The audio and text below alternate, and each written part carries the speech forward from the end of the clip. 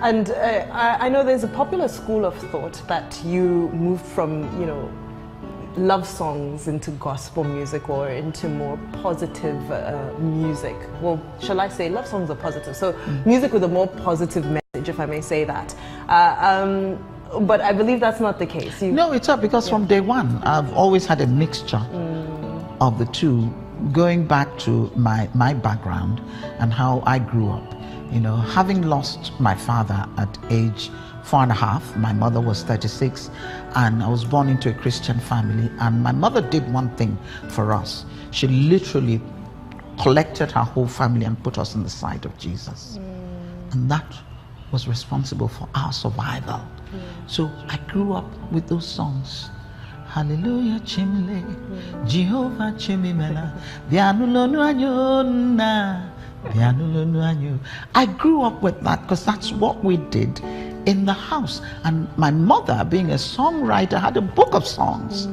And she wrote Oche Dikenem, Ilotago Nani Sodom na Gomorrah, Nafaba ni Lotuman Abraham. These were Bible stories that she would weave the song and be able to teach us about the Bible. So that was how I grew. So I didn't know any other way. But of course the love, I was bristling. It was the love songs had to be there, my friend. It was the 80s. So, hey, come on. So all of that mixed together. I've continued to do that, but you can say now there are more gospel, more songs talking about. I just did a song called Arumba, and it's a song about young girls who are being sold into prostitution, girls who have lost their way.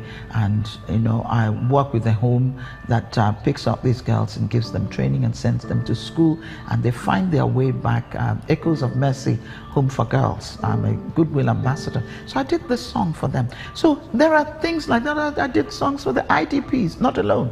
So these are the things that are important to me now. But I still love the love songs. You catch my performance, you're still going to hear One Love Keep Us Together. Is a love song. You and I will live as one. You're going to hear all that. I'm a mixture of all that. And you're often credited with starting the trend of collaborating in music. We were the first. And as we round up, one would wonder, more than 2 decades later, how is Onyeka Onwenu still so relevant? How is your voice still so loud? Especially, and the world, I don't think the dominance of men has reduced much, to be honest, since the 80s. So how have you been able to maintain that standard and the relevance and the credibility of your voice? I can only say it's God, really. It's the realization that what I have, I did not give myself. The opportunities that I had, I did not give myself. And that every single one of us was sent to this world for something.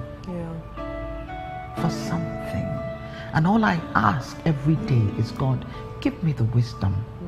What is it I'm supposed to do today for you? And by doing for others, you are doing for God.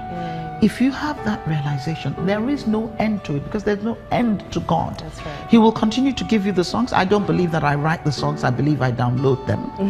The opportunities will continue to come. And even when people think this door has closed, he quickly opens up another one. Exactly. And you find, everything is just opening up. Just keep going, giving your best and giving all the glory to the one and only. Preach, Onyeka. This has been fantastic. I would, I was going to ask you what advice you would give to younger women, but I feel like what you just said is powerful. It sums it up. And as we've been speaking, I've just picked up so many things. But what's the one thing that you would leave a young girl watching from any part of Nigeria right now? You're beautiful. You are lovely. You are made for something big. Let no one put you down. Let no one hold you down.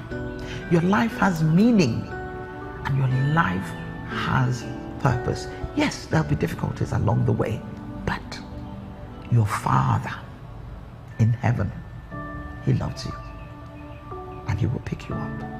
What a pleasure. I mean, not only is she charismatic, but she's also firm in her beliefs and she's determined. Now, that's the spirit that certainly made her Onyeka Onwenu. She's certainly one that we can all look up to and we can relate to as well, especially as we look at some of her challenges and struggles and the things that she's been able to overcome.